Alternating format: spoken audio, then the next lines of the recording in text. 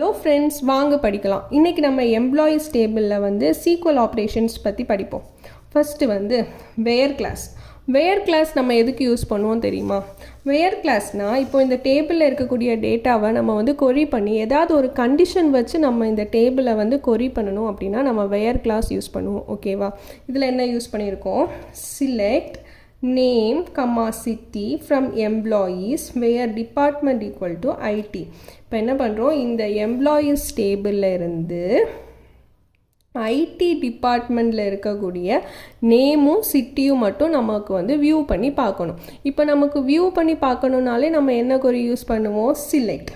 So select எதெல்லாம் நமக்கு view பண்ணணும்? நேமும் சிட்டியும். அப்போது select name, city employees from employees table. Filter condition என்னது? ஐடி.